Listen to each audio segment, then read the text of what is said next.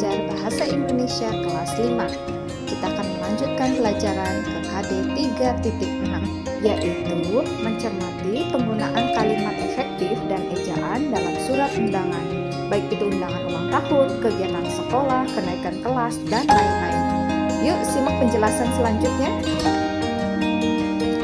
Coba kalian perhatikan gambar di bawah ini.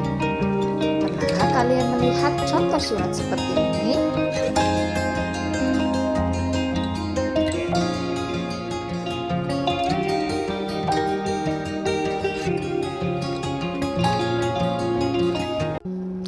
Mungkin sebagian dari kalian pernah melihat surat undangan tersebut. Bahkan kalian juga menerima surat undangan resmi dari sekolah. Contoh surat tadi adalah surat undangan resmi. Surat undangan adalah surat yang dibuat untuk mengundang atau mengajak seseorang untuk menghadiri suatu acara atau kegiatan. Surat undangan juga berfungsi sebagai pemberitahuan mengenai suatu acara atau kegiatan kepada orang yang bersangkutan.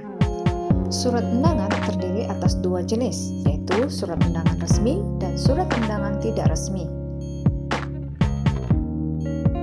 Sebuah surat undangan memiliki bagian-bagian sebagai berikut.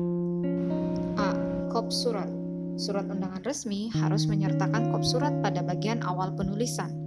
Kop surat pada surat undangan resmi bertujuan untuk menunjukkan lembaga yang mengirim surat tersebut. Selain itu, juga menandakan bahwa surat itu benar-benar dikeluarkan oleh lembaga yang menulis surat. B. Tanggal pembuatan. Dalam pembuatan surat undangan, penulis harus menyertakan tanggal pembuatan. Biasanya, penulisan tanggal pada surat disertai dengan penulisan nama tempat.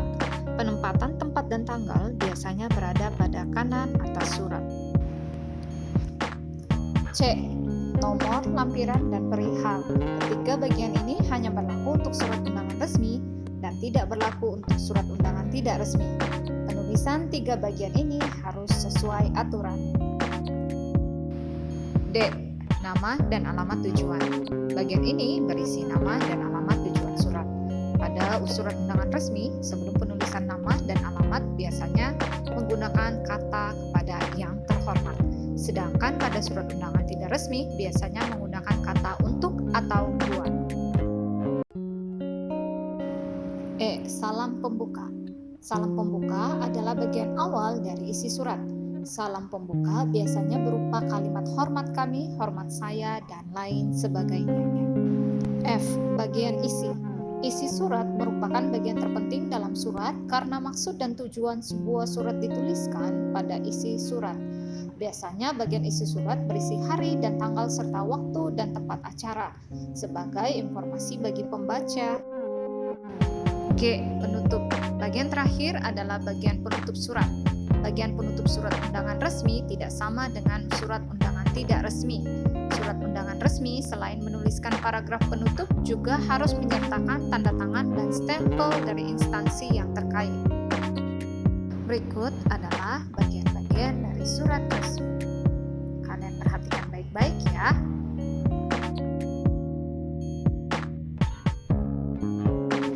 Sementara itu, surat undangan tidak resmi contohnya adalah surat undangan ulang tahun dan surat undangan pernikahan. Perbedaan antara surat undangan resmi dan tidak resmi adalah pada tampilan dan bagian-bagian surat. Bentuk surat undangan tidak resmi sesuai dengan acara yang diselenggarakan dan juga jenis undangan yang digunakan. Misalnya, tidak ada kepala surat dan tanda tangan serta stempel instansi atau lembaga di dalam surat undangan. Berikut adalah contoh-contoh surat undangan tidak resmi. Ada surat undangan pernikahan dan surat undangan ulang tahun.